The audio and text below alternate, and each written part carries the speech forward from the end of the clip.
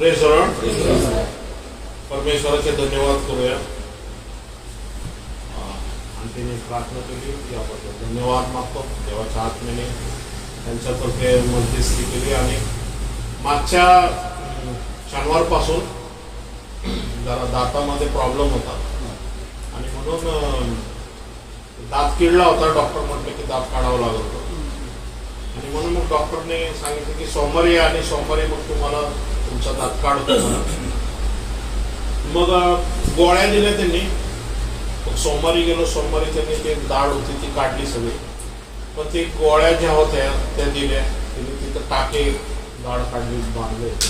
तर त्या गोळ्याचं रिएक्शन असं झालं की संपूर्ण अंगभर असे चट्टे चट्टे चट्टे त्या गोळ्यामुळं झाले सगळे. आणि आता गोळ्या पण साईड इफेक्ट आहे. आता काय करायचं समजायला तयार नाही. पाय सुजले, दोन्ही पाय, गुडघे एकदम दुखायला लागले. काय करायचं. पण प्रार्थना देवाच्या कृपेने ते दात पण बरा झाला आणि ते चट्टे पण नाहीसे झाले. पण परमेश्वराचे धन्यवाद करूया. पण पाय काय सूज वसरायला तयार नाही. म्हणून मग ते ऑर्थोपेडिक्स कडे जाऊन चेक करावं, कारण हाड पण दुखत होते. चेक केले तर तो म्हटलं सडनली एवढी जर सूज असेल तर तुम्हाला ते सोनोग्राफी करावी लागेल.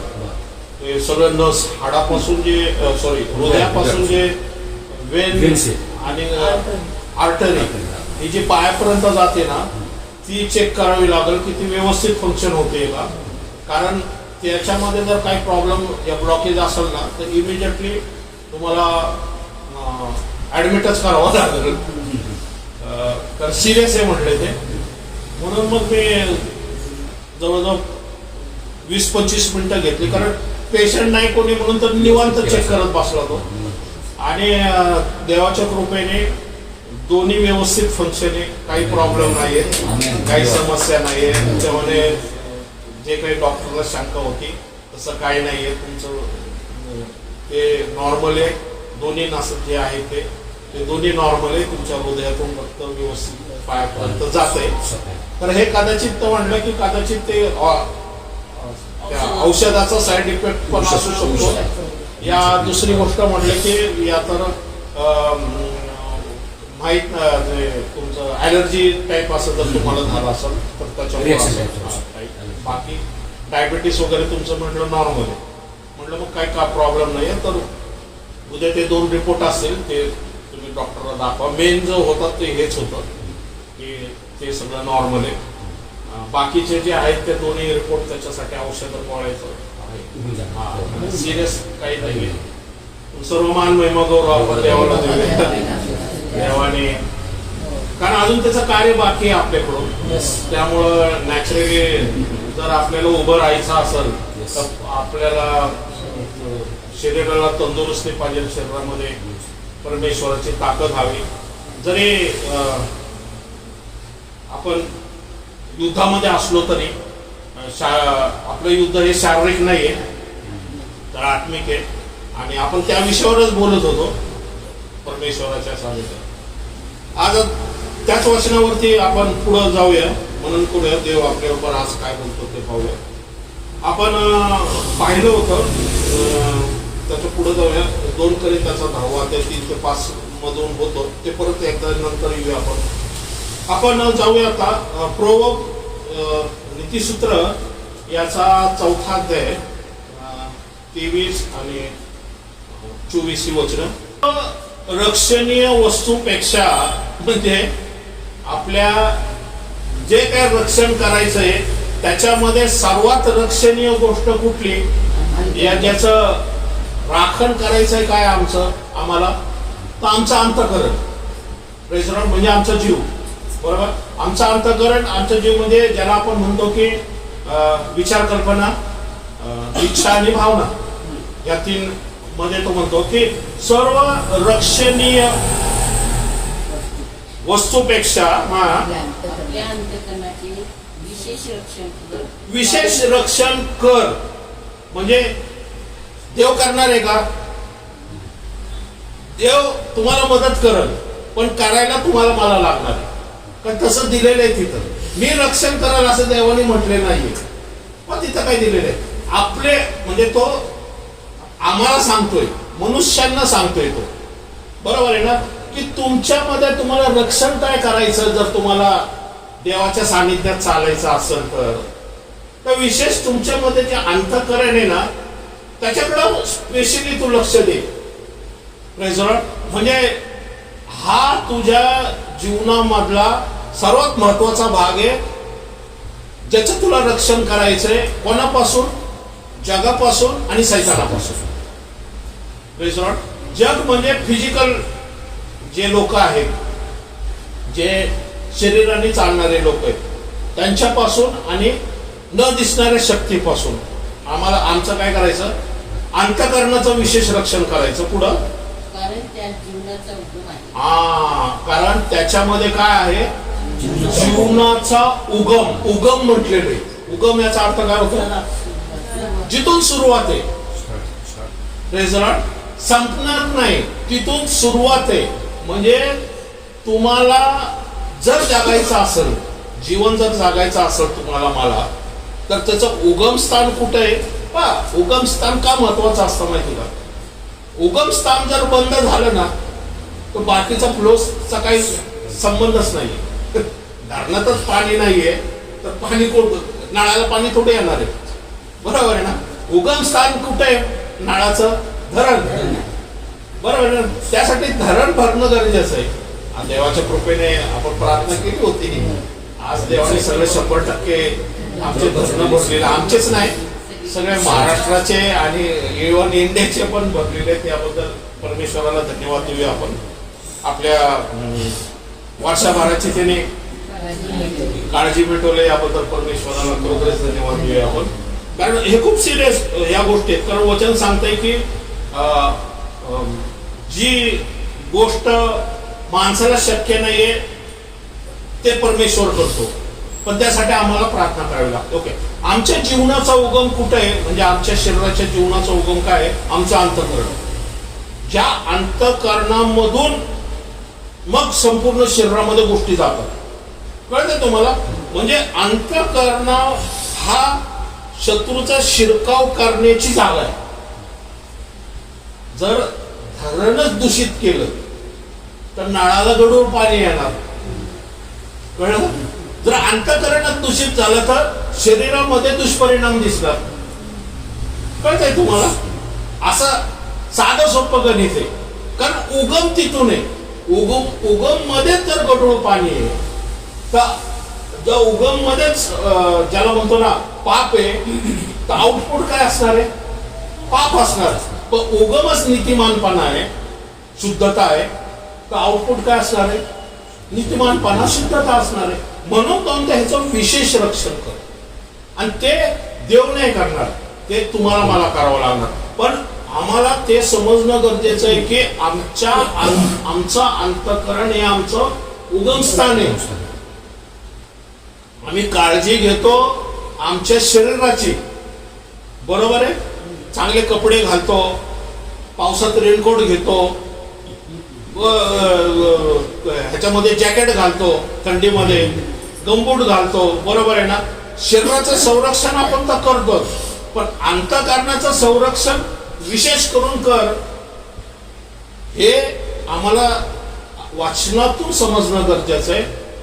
बाहेरचं शरीर जरी तुमचं पावसात भिजलं ना तरी काय प्रॉब्लेम नाही, त्याच्यासाठी औषध आहे. पण आतलं जर अंतःकरण जर दूषित झालं ना त्याच्यासाठी औषध मात्र खूप अवघड आहे. मग कळतंय? बाहेरच्या फिजिकल साठी औषध आहे, पण आतल्यासाठी औषध साठी म्हणजे त्याला रिकव्हर करायला खूप वेळ लागतो आपल्याला.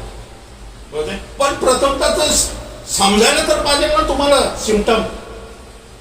माझं अंतःकरण दूषित आहे या माझं अंतःकरण स्वच्छ आहे हे माणूस बघतच नाही. तो फक्त बाह्यरूप बोलतोय. माणूस दिसतोय चांगला, बोलतोय चांगला, गोड गोड देतोय, खायला पण गोड देतोय, बरोबर आहे ना, आणि मदत पण करतोय, पण त्याचं अंतःकरण कसं आहे कोणालाच माहित नाही, बरोबर आहे ना. हाच तर सिक्रेट भाग आहे, लपलेला भाग आहे, बरोबर. हा पुढं तू दम उद्धमपणाचे भाषण करण्याचे सोडून दे.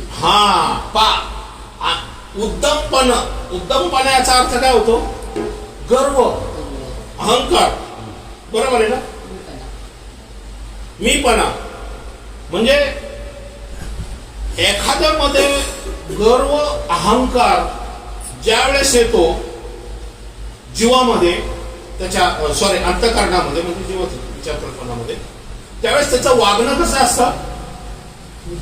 उत्तमपणाचं. उत्तम म्हणजे माझ्यासारखं तर कोणीच नाही. गर्व म्हणजे कोणाबद्दल तो आपुलकी ठेवत नाही, कोणाबद्दल तो दया ठेवत नाही, कोणाबद्दल तो ज्याला म्हणतो ना मदत करायची वृत्ती नसते, स्वार्थी वृत्ती त्याची. मी, फक्त मी. कारण त्या हुद्दा, पैसा, सत्ता, सामर्थ्य ज्यावेळेस एखाद्या माणसाच्या हातात येतं त्याच्यामध्ये उत्तमपणा येतो. पण ते कुठे आहे? ते त्याचा अंतःकरणातलं असलेलं मूळ आहे उत्तमपणा. आउटपुट काय? आउटपुट की लोकांची निंदा करणं, बरोबर आहे, लोकांना छळणं, या लोकांना त्रास देणं, या लोकांची कामं न करणं. का ते तुम्हाला साधं सांगतो. म्हणजे उगम जर उत्तमपणा असेल तर आउटपुट लोकांना त्रास होतो. इव्हन लोकांना नाही, घरच्यांनाही त्रास होतो आणि त्याच्या स्वतःलाही त्रास होतो. कारण असा व्यक्ती रात्री झोपत नाही, बरोबर आहे, कारण रात्री त्याच्या डोक्यात विचारचक्र चालू असतं. हा मला असं बोलला, उद्या मला तसं करायचं, ह्याच्या विरुद्ध केस टाकायचे, ह्याला अडकवायचं, त्याला ते करायचं. का? उत्तमपणा, गर्वपणा. गर्व, अहंकार हा ठेचला गेला ना त्याचा, या त्याला त्याला स्पर्श झाला ना कोणाचा तर म्हणजे गर्व, अहंकार, सत्ता, सामर्थ्य, पैसा असल्यानंतर माणसामध्ये काय असतो? गर्व, अहंकार असतो. तो उत्तमपणा आहे ना त्याच्या स्वतःला, नातेवाईकांना, आजूबाजूच्यांना सुद्धा धोकादायक असतो. कारण तो त्याच्या अंतःकरणातून उगम पावलेला आहे. कळते तुम्हाला? हा पुढं कुटील वाणी, बरोबर, सेम तसंच आहे. वाणी बोलले ना तो आपण म्हणू ना, अरे ह्याच्या तोंडातून चांगलं निघतच नाही. हा नेहमी बोलतो ना, तो कोणातरी टोचून बोलतो किंवा कोणा विरुद्ध बोलतो, कोणाला द्वेष देतो. टीव्ही ऑन केला की आपण तेच बघतो. हा त्याला, तो त्याला, तो त्याला, तो त्याला. शेवटी आपल्याला काय करावं लागतं? आपल्याला चॅनेल बदलून आपल्याला विजय बेनेडिक्टची गाणी लावावी लागतात. कारण त्यांना बोलून त्यांचं डोकं जे आहे ना त्याच्यामध्ये कठीण झालेलं आहे, दगडी डोकं झालेलं आहे. आपण देवाच्या सानिध्यात चालणार आहे. कशाला उगाच टेन्शन घ्यायचं त्यांचं? ओके, कुटील. कुटील वाणी. डोळे नीट पुढे पाहू. आता नीट लक्षात घ्या तुम्ही. कुटील वाणीपासून दूर राहा. ते दूर कुठून राहायचं? आपल्याला अंतःकरणातल्या उगम मध्येच तिथं दुरुस्ती करणं भाग आहे. उत्तमपणा, कुटीलपणा हा एखाद्या माणसामध्ये काय येतो माहिती का? की त्यांनी जे उगम स्थान आहे अंतःकरण, त्याला रिपेअर केलं नाही. कळलं तुम्हाला? तिथं जर सर्जरी केली ना तुम्ही, तर उत्तमपणा आणि कुटीलवाणी आहे ना तुमच्या मुखातून कधीच येणार नाही. तेच रहस्य आहे. त्याबद्दल आपल्या विश्वासणाऱ्यांना शिकणं गरजेचं आहे. बरोबर आहे? पुढं तुझे डोळे नीट पुढे पाहू. तुझे डोळे नीट पुढे पाहो. तुझ्या पापण्या तुझ्या पुढे सरळ राहू. आता हे काय रहस्य आहे? निद्रा लागू देऊ नको. आपल्या पापण्या झापड पडू देऊ नको. तिथं काय म्हटलेलं आहे? तुझे डोळे नीट सरळ पाहो. पापण्या तुझ्या पुढे सरळ राहू. सरळ राहो. इथं काय दिलेलं आहे? निद्रा लागू देऊ नको. आपल्या पापण्या डोळे सरळ कधी राहतात? जर निद्रा लागली नाही तर. कळलं तुम्हाला? एखाद्याचे डोळेच बंद आहे तर डोळे सरळ कसं करतो? बरं, पापणे कधी झुकतात तुमचे? झोपल्यावरती. म्हणजे काय होतं माहिती का?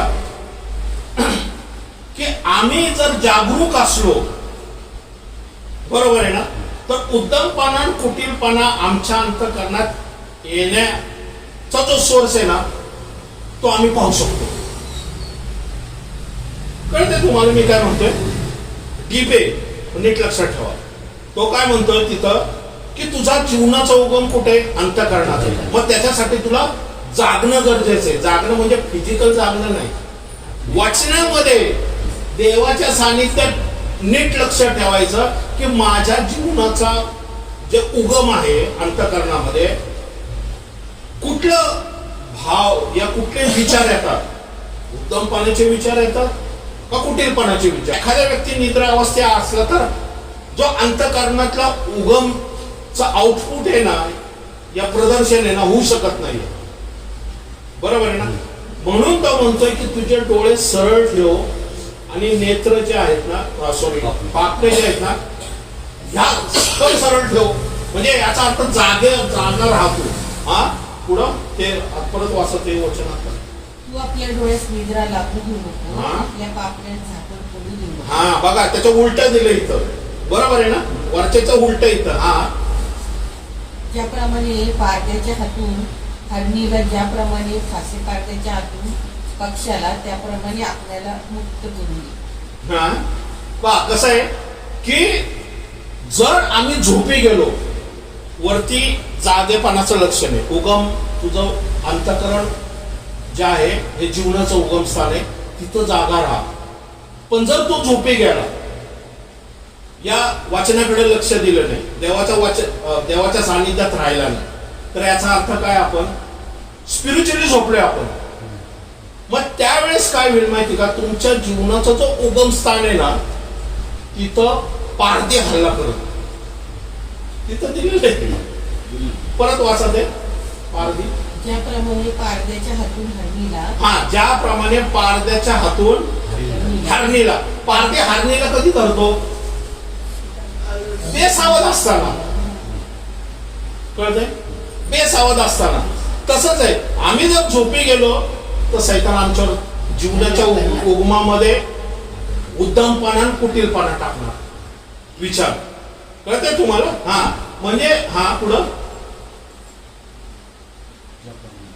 ज्याप्रमाणे फाशी पारद्याच्या हातून पक्षाला, त्याप्रमाणे आपल्याला मुक्त करून दे. कळतंय तुम्हाला. फासे पारदे आणि ज्याला म्हणतो ना आपण हरिण आणि पक्षी, हे कधी सापडतात, बेसावध असताना. तसं सैतानही आपण बेसावध असण्यासाठी जाळं पसरून बसलेलं आहे. जर आम्ही देवाच्या वचनात चाललो नाही, देवाच्या सानिध्यात चाललो नाही, आमचे स्पिरिच्युअली डोळे उघडे ठेवले नाही, स्पिरिच्युअली आमच्या कान देवाच्या वचनाकडे लावले नाही, देवाच्या वचनातून आम्हाला काय ज्ञान मिळतंय ह्याकडे जर दुर्लक्ष केलं आणि आमच्या विचार कल्पनामध्ये कुठले विचार कल्पना येतात ह्याकडे जर दुर्लक्ष केलं ना, म्हणजे आमच्या विचार कल्पनामध्ये जर उत्तमपणा आला, तर तुम्ही जर झोपी असला म्हणजे स्पिरिच्युअली झोपी असला, तर तो उद्दमपणा तुमच्या जीव त्या काय म्हणतात अंतःकरणात जाईल आणि आउटपुट काय येणार, उद्दमपणा आहे.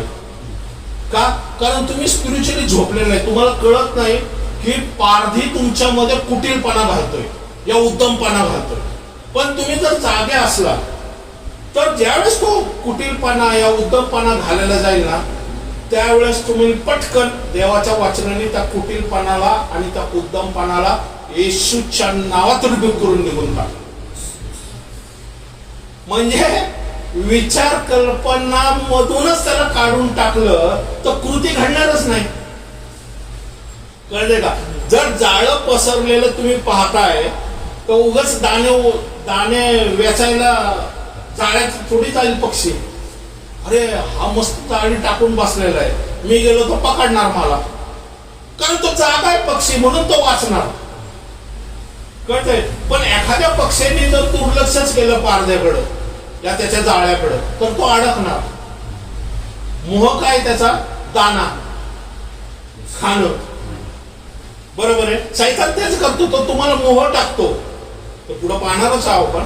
म्हणून म्हटलेलं इथं की आम्हाला स्पिरिच्युअली गोष्टी जागर राहणं गरजेचं आहे, कारण आमच्या अंतःकरणाचं रक्षण देव नाही करणार, आम्ही करणार.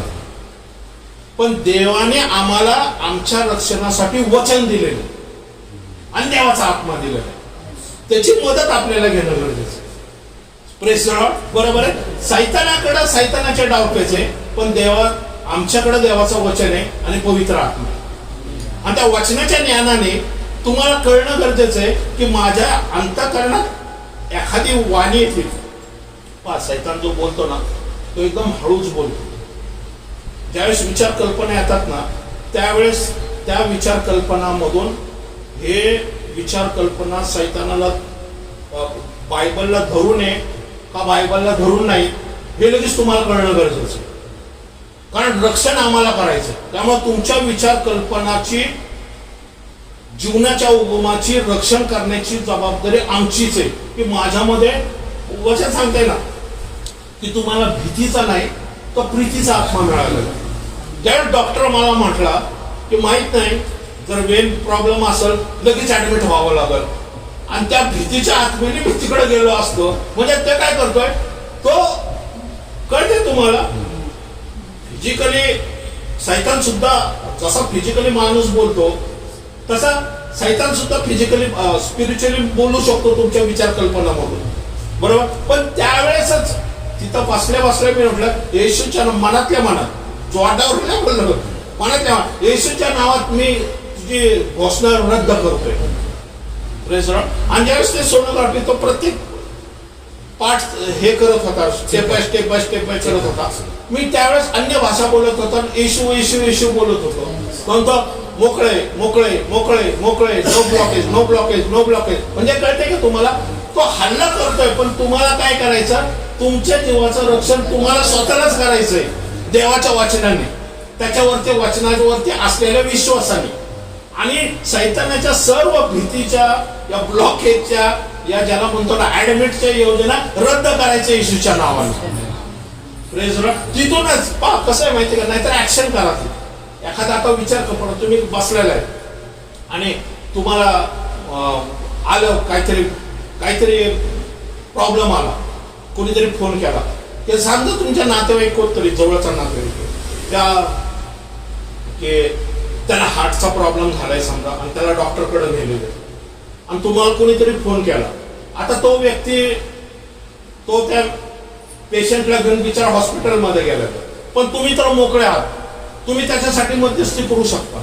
या तुम्ही जरी तेवढा स्ट्रॉंग असला त्या पेशंट बरोबर ना, तो पेशंट तर घाबरलेला आहे पण तुम्ही स्ट्रॉंग असल्याने तुम्ही काय म्हणायचं, येशूच्या नावात ह्याचे जे काही सिम्पटम जे दिसतात ना मी तर रद्द ठरवते. सैताने तुझे योजना मी रद्द ठरवते कारण येशूला बसलेल्या फटक्याने मला आरोग्य प्राप्त झालेले, ह्या व्यक्तीला सुद्धा आरोग्य प्राप्त झाले. त्याला पण प्रोत्साहन करायचं, घाबरू नका, येशूचं नाव घ्या, वचन बोला. ते जे येशूला बसलेल्या फटक्याने आरोग्य प्राप्त झालं हे वचन घोषित करा आणि ते वचनाचं आरोग्य जे आहे ना वचनातून रिसिव्ह करा. तुम्ही सिम्पटम दिसतील, दुखत असेल, त्रास होत असेल तरी बोला. का बोलल्याने का होतं माहिती का, की जे एखाद्या वेळेस त्या आतमध्ये सिम्पटम जरी असले ना, सैतानाने ऑलरेडी विचार कल्पनामधून त्याच्यामध्ये घातले जरी असेल ना तरी तुमच्या बोलण्याने या कन्फेशनने ना ते सिम्पटम जे आहेत येशूच्या नावात नाहीसे होऊन निघून जाते. कारण वचन काय सांगतंय की जगात जो आहे सैतानाने विचार घातलाय तुमच्यामध्ये हार्टचा प्रॉब्लेम, जगात जो आहे त्यापेक्षा तुमच्यात जो आहे तो मोठा आहे. तुमच्या शरीरामध्ये गेलेला हार्टचा प्रॉब्लेम आहे, हार्टचा त्रास, पण त्याच्यावरती विजय कोण आहे, पवित्र आत्मा. जगाकडून तुम्हाला प्रॉब्लेम आहे, हार्टचा प्रॉब्लेम झालेला आहे, पण त्याच्यापेक्षा मोठं सामर्थ्य कुठे आहे, पवित्र आत्म्याचं. म्हणून म्हणते जगात जो आहे ना त्याच्यापेक्षा तुमच्यामध्ये जो आहे ना त्याला तो मोठा आहे. पण त्या मोठ्याला आम्ही ऑपरेटच करत नाही, त्या मोठ्याला काम करूच देत नाही. कसं आहे, दुखतंय ना, ठीक आहे बघू आता एक्सरे करूया. मग एक्सरे मध्ये बहुतेक सोनोग्राफी करावं लागत. म्हणजे तुम्ही काय करताय, तो जो घुसलाय ना त्याला अजून जास्त आतमध्ये घुसायला मदत करताय. त्याला काढण्यापेक्षा त्याला अजून जास्त रुजवण्यात आम्हाला इंटरेस्ट असतो. कळतंय तुम्हाला. मग तो गेलाय ना, गेला तर गेला, काळजी करू नका, पण त्याला काढणारा त्याच्यापेक्षा मोठा आहे. बरोबर. आणि हा जो विश्वास ज्यावेळेस आम्ही मुखाने बोलतो आणि घोषणा करतो ना त्यावेळेस ज्या स्पिरिटने तुमच्यामध्ये ती भीती घातली ना त्याच्यामध्ये तो दुसरा प्रीतीचं जे स्पिरिट असतं ना, ते भीतीच्या स्पिरिटला धरल आणि बाहेर फेकल. पण तुमची कृती, तुमचं रक्षण तुम्हालाच करावं लागणार आहे. आणि तुम्हाला कळावं लागलं की जीवनाचा उगम माझ्या अंतःकरणात आहे. म्हणून हा भीतीचा आत्मा आतमध्ये शिरून अजून माझे ऍटलरी फुटलरी सगळे ब्लॉक करण्याच्या ऐवजी मी पहिल्यांदा त्याला उचलून बाहेर फेकतो. मी त्याला बाहेर फेकतो.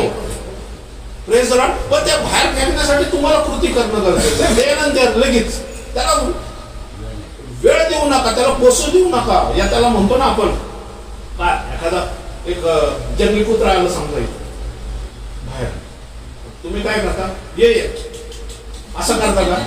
तुम्ही दगड घेऊन फेकून मारता ना त्याला, आहे का नाही? हाकलता का नाही तो त्या कुत्र्याला? तसं सायकल हा कुत्राच आहे. एकदा जे विलियम वर्ड्सवर्थ म्हणून एक देवाचे महान सेवक होते, आणि एकदा ते इंग्लंडमध्ये प्रार्थना करत होते आणि एका प्रॉब्लेम मधून चालले होते ते, आणि सैतानाच्या सारखा हल्ला त्यांच्यावरती होत होता. आणि ते विचार करत होते काय करावं काय करावं. ते बस स्टॉपला येऊन उभे राहिले. तेवढ्यात एक बाई आली, त्यांच्या बाजूला उभी राहिली आणि बसची वाट बघत होते ते. आणि वाट बघता बघता त्या बाईचं एक छोटं कुत्र, की बाजूला बंगल्यामध्ये राहणारी, ते छोटं कुत्र ते आलं तिच्या बरोबर आणि ते लागलं तिच्या बरोबर, म्हणजे पाळलेलंच कुत्र होतं तिचं. तर ते लागलं तिच्या पायाशी घोटाळा करत, म्हणजे घोटमाळायला लागलं. तिने हॅलो पिके हे केलेलं. तर त्यांनी ओळखलं हे तिचंच कुत्र आहे म्हणून. तर ती म्हटली की तुला माझ्याबरोबर येता येणार नाही, कारण मी दुसरीकडे चाललेले आणि बसमध्ये तुला अलाउड नाहीये. तर ते रेंगाळते तिथंच. तेवढ्यात बस आली. आता बस आली तर लेडीज फर्स्ट असतात इंग्लंडमध्ये, ते प्रथा आहे. तर हिची जायला लागली तर कुत्र पण यायला लागलं. तर तिने काय केलं, लात मारली त्या कुत्र्याला. तर कुत्र पाय मारत पळून गेलं. ते लगेच म्हटले अरे सैतानाला असंच किक मारायचं, त्याला एंटरटेन करायचं नाही, म्हणजे असं नको. आणि मग त्यांनी लगेच त्या बसमध्ये प्रार्थना केली आणि ते जिथं पोहोचणार होते तो प्रॉब्लेम ऑटोमॅटिकली सॉल्व्ह झाला येशूच्या नावात. Praise the Lord. त्याला एंटरटेनमेंट करू नका, कारण तो आले घात करायला, नाश करायला, चोरी करायला. आणि तो तुमच्या जीवनाच्या उगमामध्ये गढूळ, कपट, कुटील, उद्दमपणा असे विचार टाकतो की तुमचे डोळे बंद असले ना की मग तो विचार टाकतो. म्हणून जागरूक आणि सतर्क राहून डोळे उघडे ठेवा. Praise the Lord. बरोबर आहे. आणि पुढे पाहूया आपण 16 ते 19 त्याचं. या गोष्टी जर आमच्या विचार कल्पनामध्ये येत असतील, या जीवनाच्या उगमामध्ये प्रवेश करत असतील, प्रेज द लॉर्ड, बरोबर आहे, तर आम्हाला ओळखण्यासाठी हे वचन दिलेले. आम्हाला कसं कळणार की जीवनाच्या उगमामध्ये काय घुसतंय, कुठल्या सैतानापासून आहे आणि कुठल्या देवापासून आहे. म्हणून वचन खूप वाचणं गरजेचं आहे.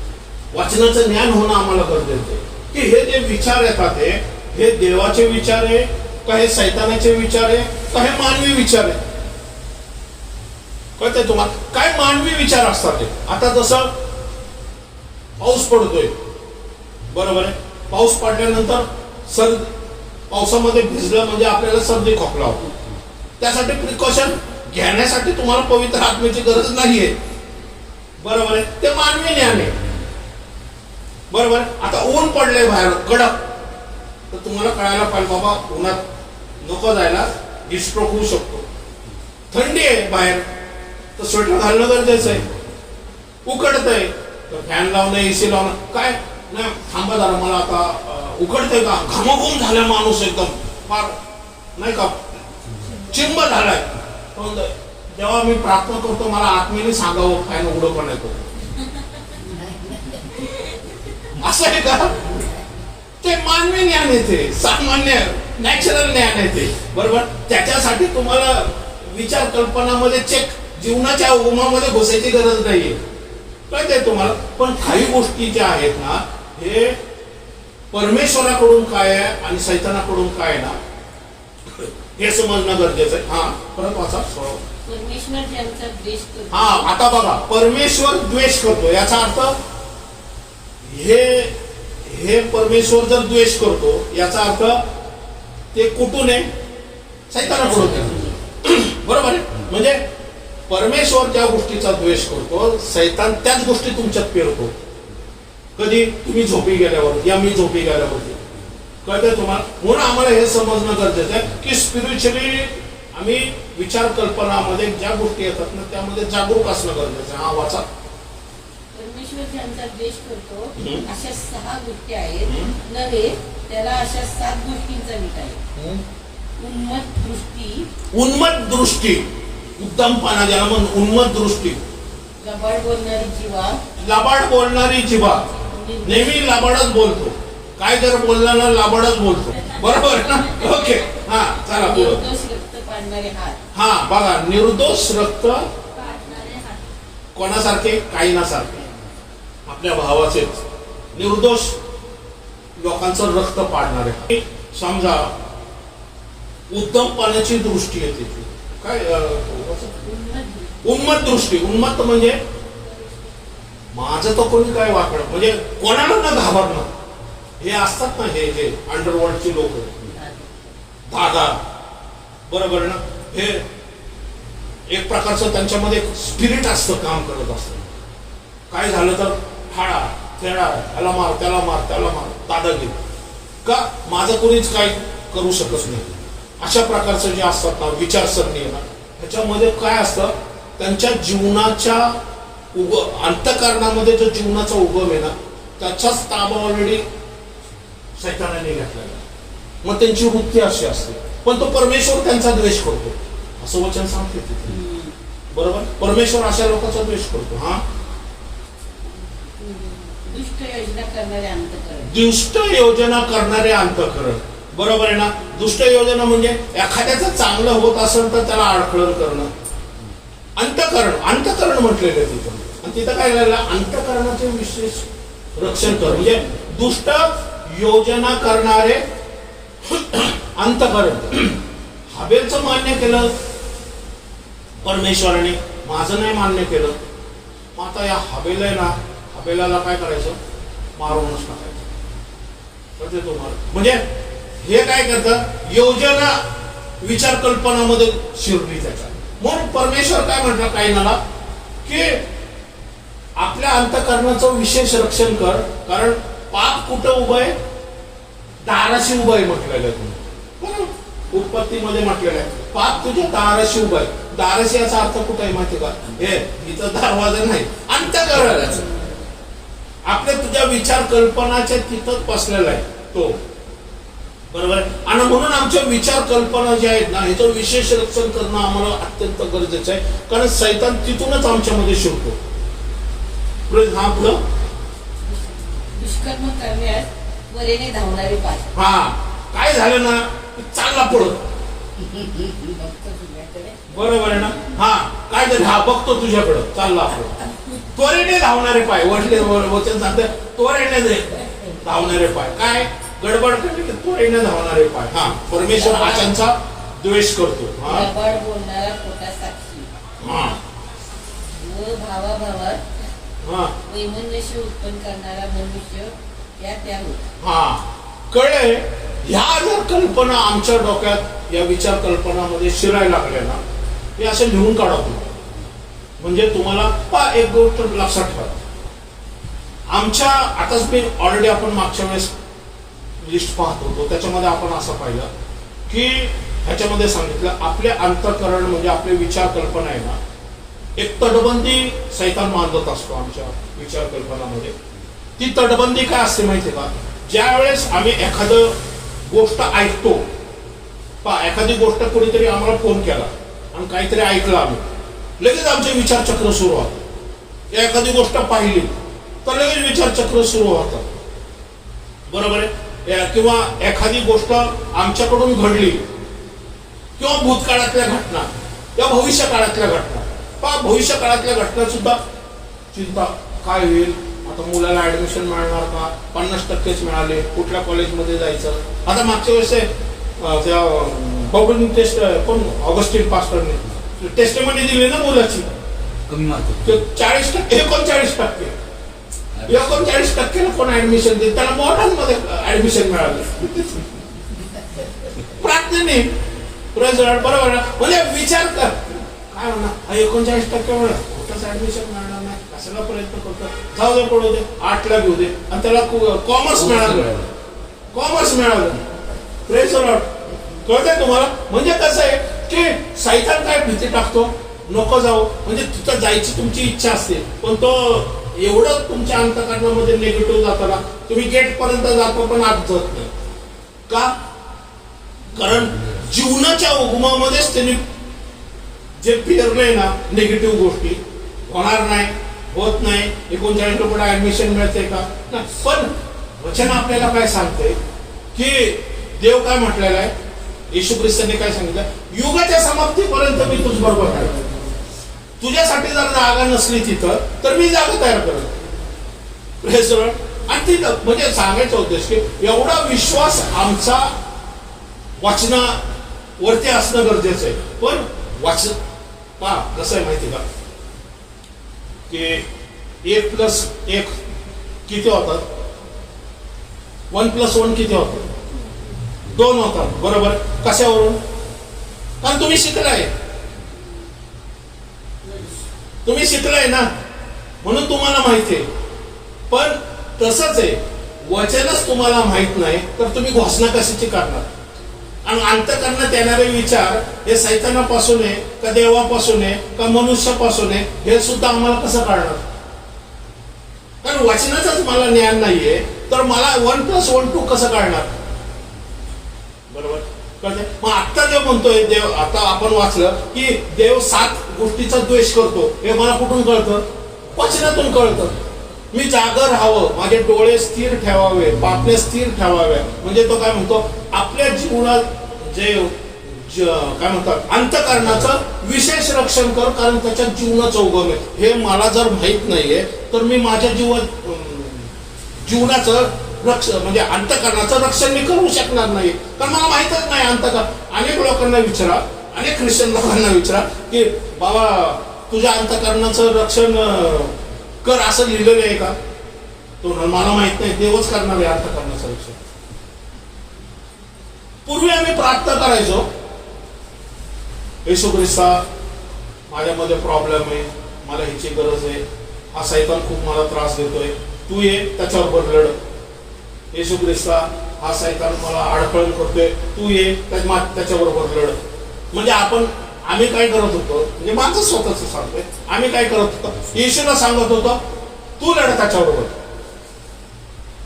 पण ज्यावेळेस मी वचन वाचलं त्यावेळेस मला कळलं की साप आणि विंचू तुडवायचा अधिकार येशूला दिलेला आहे. आणि येशू वाट बघतोय की हा तुडवल आणि मग ह्याला मी मदत करत. आणि आम्ही बघतोय की येशू तुडवल. येशू म्हटलं तुडून मला 2000 वर्ष झालेली आहे आणि मी स्वर्गाच्या परमेश्वराच्या उजवीकडे जाऊन आरामात बसलेलो आहे. आता तू तुडव कर खाली. तुला तो अधिकार दिलेला आहे येशूच्या नावात. पण आम्हाला माहितच नाही. मग आमची प्रार्थना असते, येशू तू ये सैतानाला बघ. आणि सैतान म्हणतो बरं आहे, हिने येशूकडे सोपवले आणि येशू ह्याच्याकडे बघतोय. ह्याला कळून द्यायचं नाही की अरे येशूने मला तुझ्या पायाखाली दिलेले, बसू दे ह्याला. मग तो टाकतो आजार, तो टाकतो जीवनाच्या अंतःकरणामध्ये कुटीलपणा, द्वेष, मत्सर, राग, लोभ, क्रोध. मग आम्हाला कळतच नाही की ह्याच रक्षण आम्हाला करायचं. कळतंय तुम्हाला? म्हणून वचनाचं ज्ञान होणं गरजेचं आहे. आणि असे संदेश होणं प्रत्येक, आता डीप संदेश घे आता, बरोबर आहे ना, जेणेकरून ऐकणाऱ्याला प्रॉफिट मिळावा. अशा होत असताना पण सैतान काय करतो माहितीये का, परीक्षा एक तो गोष्ट लाव. मी अनेक विश्वासणाऱ्यांकडून ऐकतो, काय झालं ना, काय आजार झाला, या प्रॉब्लेम झाला, या समस्या झाला ना, का ब्रदर काय झालं, काय नाव देव परीक्षा घेतो. देव परीक्षा घेते तुझे, एवढं मोठं आहे तुझे परीक्षा. मी त्याला म्हटलं याकोबाच्या पत्राच्या पहिला अध्याय 13 वचन वाचलंयस का तू? म्हणला नाही. म्हटलं वाच तर. बरोबर वाच. हा ओके हा कोणा हा कोणाची परीक्षा होत असता देवाने मला मोहात घातले हा असे म्हणून. कोणाची परीक्षा होत असताना, परीक्षा म्हणजे काय माहितीये का, मोहात घालणं, बरोबर. आणि हा पुढे वाचा, संपूर्ण वाचा ते मग सांगतो.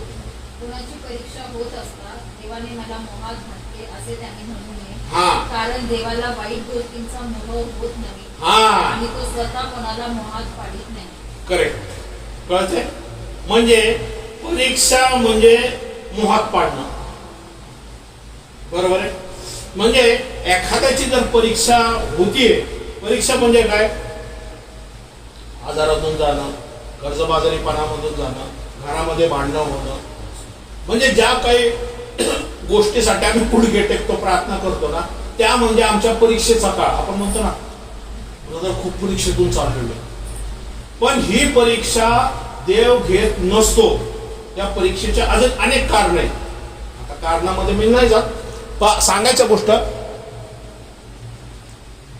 परीक्षा घेणारा हा सैतान असतो नेहमी. परीक्षा देव कधी घेत नसतो. कारण वचन सांगतंय, कोणाची परीक्षा होत असताना या एखाद्या व्यक्तीवरती आजार आला, त्या एखाद्या व्यक्तीने पाप केलं, पापामध्ये पडला, त्या एखाद्या व्यक्ती कर्जबाजारीपणामध्ये गेलेला आहे, एखाद्या व्यक्तीची नोकरी गेली म्हणा, त्या एखाद्या व्यक्तीचं जे काय प्रॉपर्टी होती ते जळून भस्म झाली, जसं योगाचं झालं होतं, योगाचं झालं होतं. एखादा चांगला व्यक्ती घरातला एक्सपायर झाला समजा, अशा गोष्टी घडल्या ना, तर असं तो म्हणतोय की असं समजू नका की हे देवाकडून आहे. कारण देवाला वाईट गोष्टीचा मोह नसतो. परीक्षा ही नेहमी माणसाला मोहात टाकत असते. आणि मोह टाकणं हे वाईट आहे, मोहात टाकणं हे वाईट आहे. आणि वाईट कोण करतं? सैतान. म्हणजे आता नीट लक्षात घ्या, इथं एखादा व्यक्ती आहे, त्याची जर परीक्षा होत होतीये, आणि एक मनुष्य कोण आहे? पृथ्वीवरचा, बरोबर आहे. इथं काय सांगितलं? कोणाची परीक्षा होत असताना देवाने मला मोहात टाकलं असं म्हणू नये. मग देव जर मोहात नाही टाकत, मग कोण टाकतं? सैतान टाकतं. करेक्ट आहे. म्हणजे हा मनुष्य शरीराने ह्याच्यावरती आजार आला, बरोबर, या संकट आलं, या प्रॉब्लेम आलं, या समस्या आल्या, या पाप, एखाद्या व्यक्तीकडून समजा पाप करतोय एखादा व्यक्ती, या व्यसन करतोय एखादा व्यक्ती, तर त्या व्यक्तीने असं म्हणू नये की मी हे जे करतोय ना, तर देव माझी परीक्षा घेतोय. परीक्षा देव घेत नाही. तो घेणारा कोण आहे? सैतान आहे. सैतान त्याला त्याच्या मोहात टाकतो, त्या व्यसनाच्या मोहात टाकतो, या त्या पापाच्या मोहात टाकतो की त्याने पाप करावं म्हणून. कळतंय तुम्हाला? परीक्षा इज इक्वल टू मोह. मोह याचा अर्थ काय? मोहला इंग्लिश जादू टोना म्हटलेले, या संमोहन म्हटलेले. संमोहन माहितीये ना, की हा असं आपण म्हणतो ना, त्याच्यावरती मोहनी घातली हो त्याने, तो सारखा तिकडं पळतोय कुत्त्यावरती, आपण म्हणतो मोहनी घातली कोणीतरी, बरोबर आहे ना. संमोहन करणं, या भ्रष्ट असं त्याचं हृदय झालेलं असतं, बरोबर आहे ना. मोह घालणं म्हणजे तो त्या गोष्टीकडं त्या ठिकाणी त्याला पाठवायचं, बरोबर आहे. हा, कोणी मला मोह, हा वाचा परत. कोणाची परीक्षा होत असता देवाने मला मोहात घातले असे त्याने म्हणले. कारण देवाला वाईट गोष्टींचा मोह होत नाही. हा, देवाला वाईट गोष्टीचा मोह होत नाही. हे जे आपण करतो वाईट गोष्टी आहेत ना, ह्या कुठून येतात? संपूर्ण सैतानाच्या विचार कल्पनामधून आमच्या विचार कल्पनामध्ये घुसतात. उद्धमपणा, आत्ताच म्हटलं, कपट करणं, द्वेष करणं, राग करणं, मत्सर करणं, जे आता 6 गोष्टी, ज्या 7 गोष्टी 10 सांगितलेल्या त्या सर्व, कपटी जिभा म्हटलेले, ह्या गोष्टी कुठून येतात? हे विचार कल्पना कुठून येतात?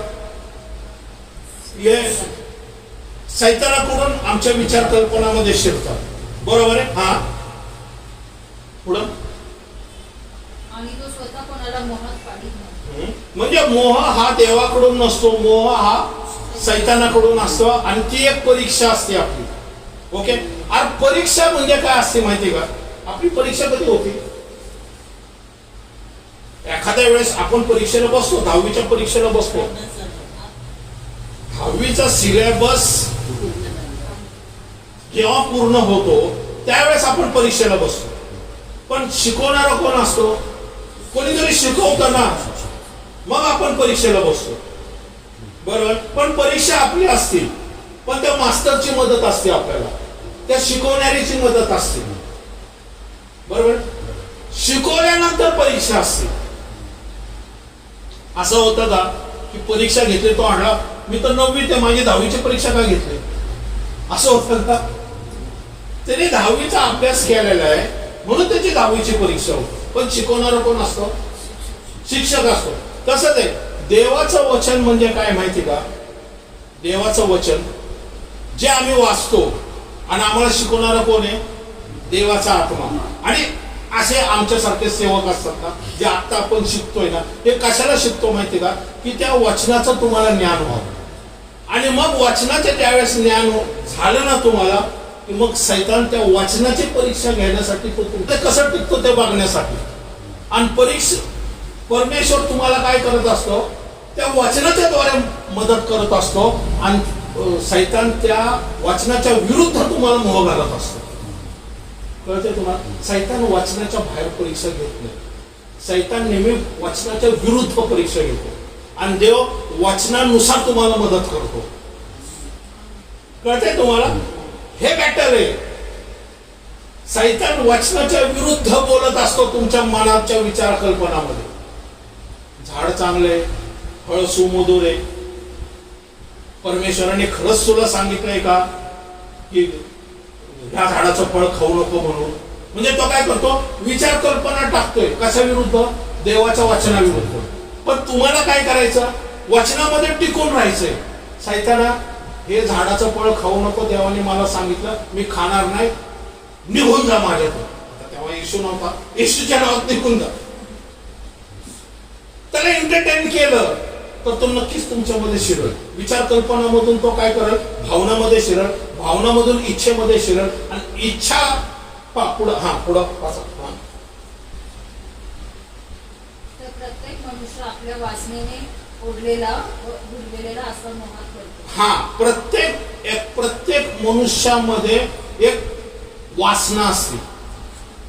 लस्ट ज्याला म्हटलेले वासना. आता वासना म्हणजे काय माहिती का? की इव्हिल डिझायर, या आकर्षण. बरोबर आहे. ते म्हणजे ती एक इच्छा असते, एक ज्याला म्हणतो ना आपण सुप्त इच्छा असते, आवड असते, या आपण म्हणतो ना चाह म्हणतो ना आपण, आवड. बरोबर आहे. वासना प्रत्येक व्यक्तीच्या शरीरामध्ये असते. ती इच्छा असते आपली की, आणि त्या इच्छेला तो जागरूक करत असतो. कळते तुम्हाला? वासना जी आहे ना, चांगली वासना असते, वाईट वासना पण आहे. चांगली वासना असते, चांगली इच्छा असते, ही देवाकडून असते. वाईट इच्छा असते, ही सैतानाकडून आहे. पण सुरुवात कुठून होती? विचार कल्पना होती. बरोबर. हा परत वाचा. प्रत्येक मनुष्य आपल्या वासनेने ओढलेला व भुललेला असा. हा, प्रत्येक मनुष्य हा वासनेने ओढला जातो. आता वासनेने ओढणं याचा अर्थ काय होतो माहिती का? की सैतान काय करतो? जबरदस्तीने तुम्हाला आहे ना अशा गोष्टीला समोर ठेवतो की तुमच्या वासनेने त्या गोष्टीकडे आकर्षित व्हावं. कळते? आता समजा की वासना मला काय? गोड खायचं. समजा एखाद्या व्यक्तीला गोड खायचं शरीरामध्ये इच्छा आहे. बरोबर आहे. आणि त्याला आकर्षण काय गोड खायला? आंबा आहे, पेढा आहे, लाडू आहे, जिलबी आहे. बरोबर आहे ना? हे तुमच्या समोर जर ठेवलं तर ते काय आहे? म्हणजे जबरदस्तीने तो एखादा व्यक्ती त्याच्याकडे आकर्षित होत असतो, बरोबर आहे?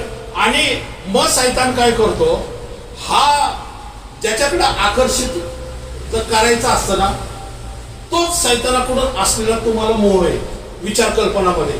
अरे गुलाबजाम चांगले माहितीये का तुला, पेढे चांगले, किशरे आहेत चांगले भाजलेले आहेत, पण त्या व्यक्तीला आहे डायबिटीस, बरोबर? पण तो मोह काय घालणार आहे?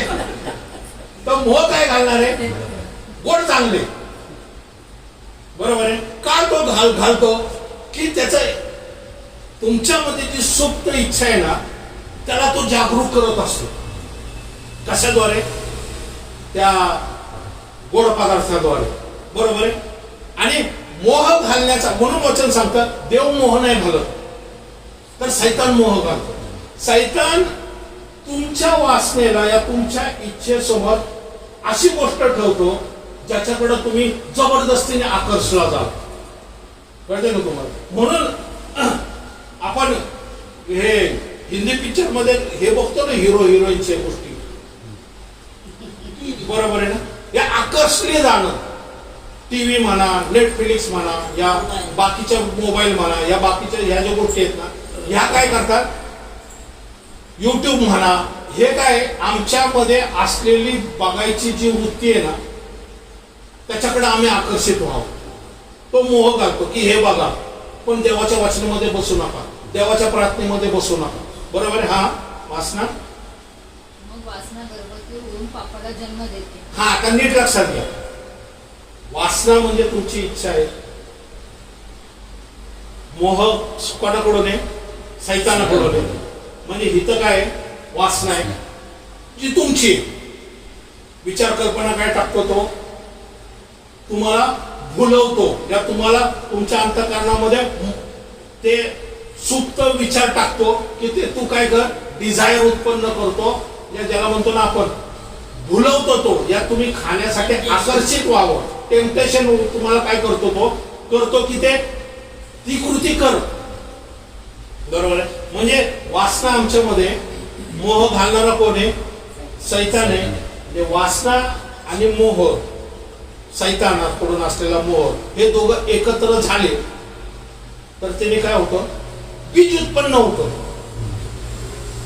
स्त्रीचं बीज आणि पुरुषाचं बीज, गर्भवती होतो.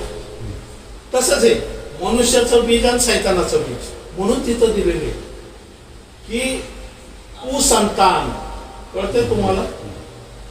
स्त्री संतान, हे असे उत्पत्तीमध्ये दिलंय ना. शैतानाचे पण पुत्र आहे आणि देवाचे पण पुत्र आहेत. शैतानाचे पुत्र कोण आहे? की जे वासनेने शैतानाकडे आकर्षले गेलेले, त्याला पापाचे पुत्र म्हटलेले. आणि ज्यांनी त्या वासनेला नकार दिलेला आहे आणि देवाच्या इच्छेला आपल्या जीवनामध्ये काम केलेले, करायला भाग पाडलेले, ते कोण आहे? देवाची इच्छा पूर्ण करणारे, पण त्यांना मदत कोण करतोय? पवित्र आत्मा. कळते तुम्हाला? कळते? वासना मोह कोण घालतो? शैतान घालतो. पण तो मोह असतो वाईट, वचनाविरुद्ध. कळते तुम्हाला? म्हणजे ज्यावेळेस तुम्ही वचनाविरुद्ध उभं राहता त्यावेळेस शैतान तुमच्यामध्ये काय करतो? आकर्षण निर्माण करतो. आणि मग मोह आणि वासना दोघं एकत्र झाल्यानंतर गर्भवती होते. हा वासना पापाला जन्म देते. मग काय होतं? वचन काय सांगते? परमेश्वरांनी हवेला काय सांगितलं? फळ खाऊ नको. आता फळ खाऊ नको हे काय? देवाकडून असलेलं वचन, बरोबर? पण शैतानाकडून असलेलं मोह काय? शैतानाकडून की फळ खा, दिसायला ती तसं खाल्लं नसतं. तो येतो, तो म्हणतो देवाने सर्व बागेतले फळं खायला तुला मनाई केली आहे का? म्हणजे नाही, असं काय नाही. एका झाडाचं फळ खायचं, दुसऱ्या झाडाचं फळ खायचं नाही, असं. म्हणजे तो डायरेक्ट त्याच्यावरती अटॅक करत नाही. तो त्या विचार कल्पनामधून तिला काय करतो?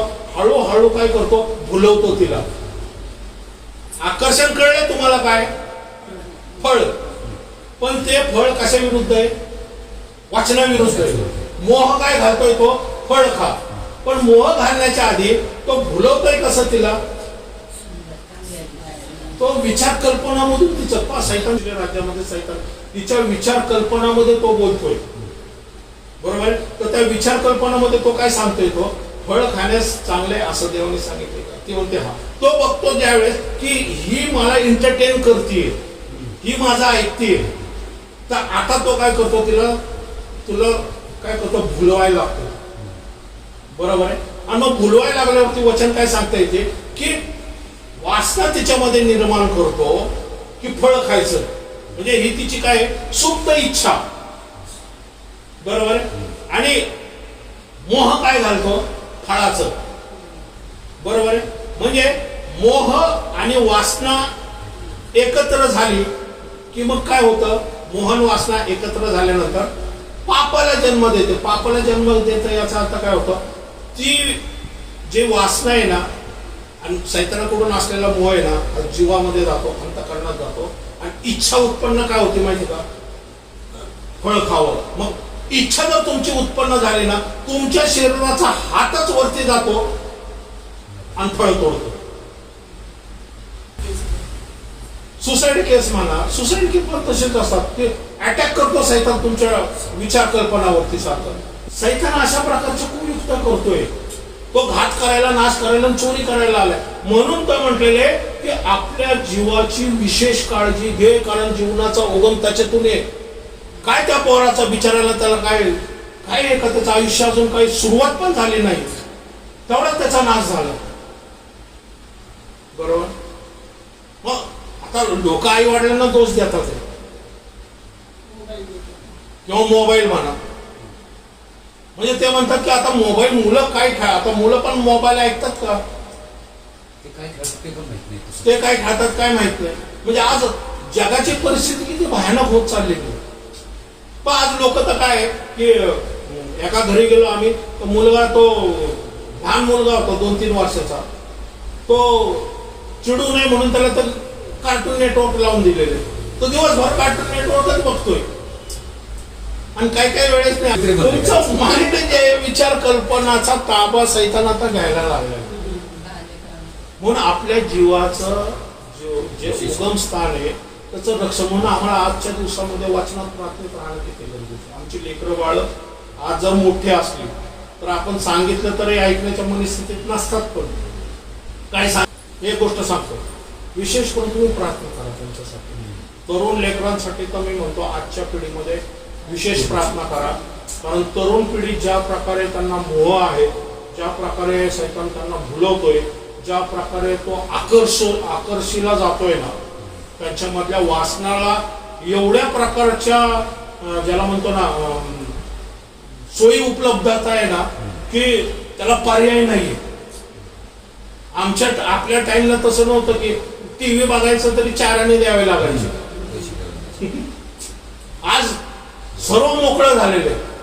आज तुम्ही कुठल्या घरात जावा ना, 4 लोक असतील तर 4 लोकांचे 4 मोबाईल, आणि एकाचा पासवर्ड दुसऱ्याला माहित नसतो. म्हणजे ते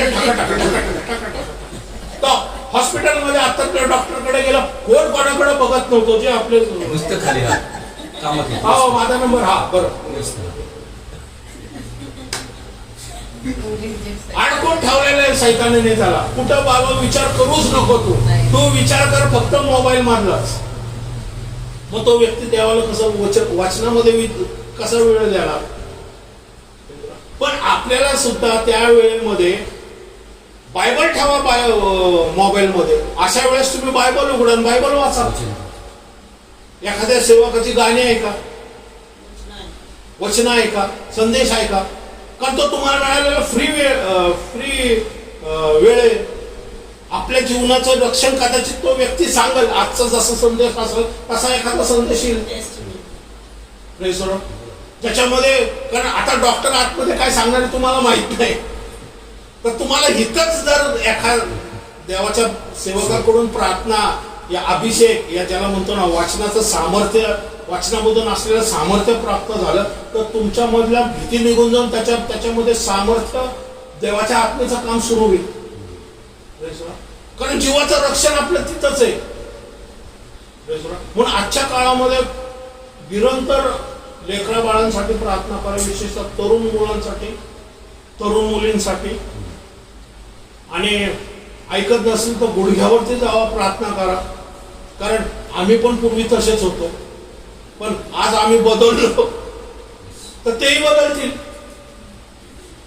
कारण स्वर्गावरून लवकर येऊन ठेपलेले. पहा आज जे काय अमेरिकेत गोष्टी घडतात आहे, मी मागच्या वेळेसच म्हटलं की फ्रान्समध्ये अतिरेक्याचा हल्ला या प्रॉब्लेम समजतात. पण तिथं प्रॉब्लेम सुरू झालेला आहे. इस्रायल बाबतीत म्हटलं तर आज इस्रायलची भविष्यवाणी केली होती. आज इस्रायलमध्ये भयानक परिस्थिती आहे. आपण अक्षरशः शेवटच्या मिनिटाच्या शेवटच्या सेकंदामध्ये येऊन ठेवलेले. आणि सैतानाची हीच इच्छा आहे की विश्वासणाऱ्यांनी स्वर्गारोहण होऊ नये. कारण जर तुम्ही स्वर्गारोहण झाला तर त्याच्या तावडीतून सुटला, आणि जर स्वर्गारोहण नाही झाला तर मग त्याच्या तावडीत ऑलरेडी नंबर 66च्या आधीने येणं गरजेचं असेल. म्हणून तो प्रयत्न करतोय की विश्वासणाऱ्यांचं स्वर्गारोहणामध्ये अनेक विश्वासणाऱ्यांनी खाली राहावं, ही मानसिकता. मग आम्ही खाली कसं राहणार? तर ज्यावेळेस आम्ही जग आणि जगातल्या गोष्टी मध्येच गुरफटून राहू आणि स्वर्गारोहणाच्या बद्दल विचार करण्याचं सोडून देऊ, त्यावेळेस नक्कीच आपण मूर्ख कुमारिकेसारखं दिव्यामध्ये. आता पुढच्या वेळेस आहे ना, म्हणजे 25वा जे अध्याय आहे ना, मग ते 24 आणि 25 आहे ना, हे काही दाखले घेणार आहे, त्याच्यातून आपण विचार कल्पना बद्दल शिकणार आहोत. म्हणून आपल्या आता विशेष रक्षण, आपल्या जीवाचं विशेष रक्षण करायचं आम्हाला स्वर्गारोहण होणं नाही. स्वर्गारोहण आम्हाला व्हायचंय. मग व्हायचंय याचा अर्थ काय की रक्षण हे आम्हालाच करायचं. विचार कल्पना पण आमच्या तशाच असल्या पाहिजे. बरोबर आहे. आणि म्हणून मूर्ख कुमारिका अशा का झाल्या, शहाण्या कुमारिका तशा का झाल्या ना, पुढच्या वेळी डिटेलमध्ये आपण शिकूया. देव तुम्हाला सहाय्य करो, मदत करो. विशेष करून आपल्या विचार कल्पनाचं रक्षण करा. एक तास मागच्या वेळेस दिला होता. तुमच्यामध्ये जर विचार कल्पना येत असेल ना, ते लिहून काढा. एका साईडला लिहा की सैतानाकडून असलेले विचार कल्पना, दुसरे देवाकडून असलेले विचार कल्पना, हे लिहून काढा. आणि ज्या ज्या विचार कल्पना तुमच्यामध्ये निगेटिव्ह येतात त्या सर्व तुमच्यामध्ये असलेली तटबंदी, तुमच्यामध्ये असलेली तटबंदी, ती तटबंदी उद्ध्वस्त देव नाही करणार. ती तटबंदी तुम्हाला मला उद्ध्वस्त करणार. आणि येशूच्या नावात त्या विचार कल्पनाला धरायचं, त्या विचार कल्पनाला डोक्यातून काढून टाकायचं, आणि त्याच्याऐवजी ते रिकामा नाही ठेवायचं. त्याच्याऐवजी वचनाने ते जागा भरायची. Praise Lord. प्रार्थना करू.